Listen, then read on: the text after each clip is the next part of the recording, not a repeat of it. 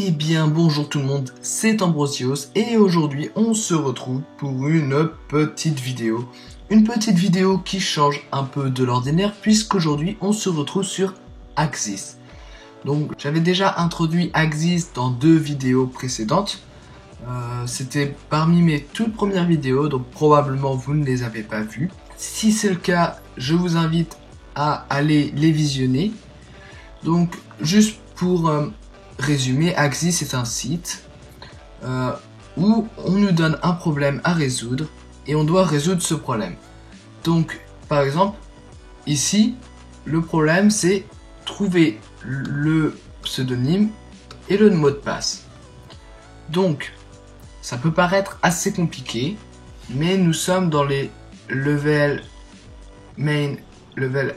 3 et donc à ce niveau là ça reste en HTML. Ça peut toucher un tout petit peu au JavaScript comme dans cet épisode, donc je vais y aller étape par étape. Je vais vous dire avez-vous pensé à faire cela ou pas, et si vous ne l'avez pas fait vous pouvez essayer et à la fin je vous donne la solution. Donc vous pouvez aller directement vers la fin de la vidéo si vous voulez la solution, si vous ne voulez pas savoir comment j'ai trouvé cette solution, mais dans ce cas là c'est franchement pas très instructif pour vous. Donc comme vous voyez, moi ça fait un moment déjà que j'ai complété ce level, c'est pour ça que j'ai la petite écriture verte completed qui indique bien que j'ai fini le niveau. En fait j'ai fini déjà tous les mains, donc je pourrais vous faire une vidéo sur chacun si je retrouve la solution, puisque ça fait déjà un moment que je ne suis pas allé sur ce site. Donc alors première chose à faire quand on est face à ce problème là, vous pouvez cliquer sur Show Int si vous voulez un indice, ou alors vous pouvez commencer à chercher par vous-même sans indice, et si vous ne trouvez pas, alors demandez un indice au site. L'indice est en anglais, hop, voilà, vous voyez que c'est en anglais, il nous parle de JavaScript. Donc la première chose à faire sur les mains, c'est ouvrir justement cette petite interface.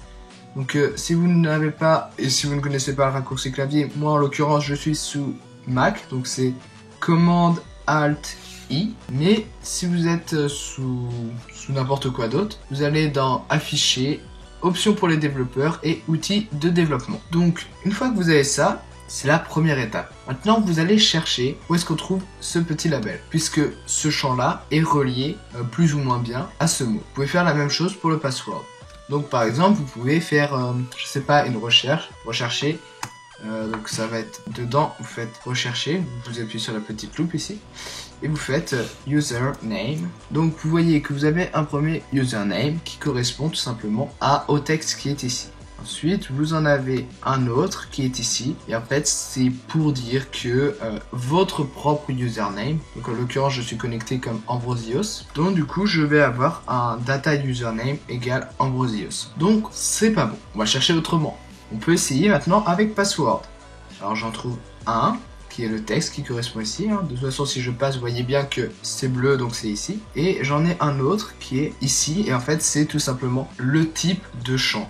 C'est-à-dire que ici si je tape des lettres elles vont être visibles parce que j'ai un champ de type texte. Et si je tape ici des lettres, ça va être des petits ronds puisque j'ai un champ de type password. Donc ça c'est du HTML5, je ferai une vidéo à la fin de la série HTML, même un peu après la série HTML puisque c'est du HTML mais il faut une gestion après PHP ou tout autre code serveur derrière, ou alors pourquoi pas du JavaScript, mais c'est pas terrible niveau sécurité. Bon, alors un raccourci qui est souvent utilisé par les développeurs, au lieu de taper username, c'est assez long, donc les développeurs vont juste taper user. Pareil pour password, ils vont utiliser juste pass.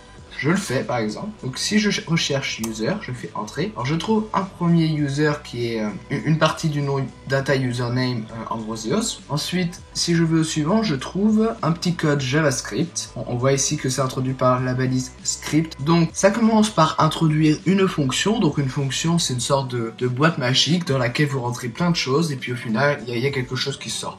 C'est comme un seau, vous prenez le seau, vous mettez le sable dedans, vous le retournez, vous avez un château de sable. Donc le sable est ce que vous mettez dans la boîte magique et le château de sable est le résultat, c'est-à-dire ce qui sort de cette boîte magique. Donc voilà, après on a pas mal de petites choses, je vais pas rentrer dans les détails parce que ça serait assez long, surtout qu'il faut apprendre d'abord JavaScript un petit peu. Mais là on n'a pas vraiment besoin d'apprendre JavaScript puisque c'est relativement simple. Donc ici on a un if qui indique une condition. Donc ensuite, on a une sélection d'un élément qui est dans le code ici, qui s'appelle user. Donc c'est un ID. Et donc quand user a une value, donc a une valeur égale à even, et que l'élément qui prend en ID past a une value, donc a une valeur égale à hell, eh bien alors la condition est vérifiée. Donc si cette condition est vérifiée, même sans comprendre le JavaScript ici, vous pouvez vous dire, tiens, user, ça ressemble à username, c'est une convention qui est utilisée par les développeurs pour écrire username sans tout écrire, donc c'est un raccourci. Donc on me met username, value égale even. C'est probablement parce que la valeur qu'on attend est even, après tout. Donc je vais faire un copier-coller de even, je vais le coller en username, et là je vois passe valeur hell. Donc je vais faire un copier-coller de hell dans le champ password, et là je vais essayer d'envoyer. Submit, qu'est-ce qui se passe? Le niveau est complété. Donc ensuite vous pouvez lire ici le petit texte qui vous dit que stocker des informations confidentielles partout dans un code source est mauvais. Peu importe si c'est du JavaScript ou du HTML, n'importe quel code qui fonctionne du côté client peut être altéré ou passé totalement. Et c'est pourquoi il est important de valider les données du client, de l'utilisateur sur le serveur, même si ça a été checké, même si ça a été validé par le JavaScript. Donc voilà, c'était une petite explication à propos de ce problème sur Axis. Donc c'était Mainlever 3. Voilà, moi je vous souhaite une bonne journée, bonne soirée, tout dépend du moment auquel vous regardez ma vidéo. N'hésitez pas à aimer cette vidéo, à la partager. N'hésitez pas à aimer cette vidéo, à la commenter et à la partager. N'hésitez pas à aimer cette vidéo, à la commenter et à la partager. Partagez-la sur les réseaux sociaux, par exemple les réseaux sociaux où je suis, c'est-à-dire Facebook, Twitter et un tout petit peu Google+ pour ma part. Abonnez-vous à ma chaîne YouTube si ce n'est pas déjà fait, ça me ferait énormément plaisir. On est de plus en plus nombreux, donc voilà, je tenais à remercier également mes 100 abonnés qui me suivent depuis un moment. Donc voilà, allez, salut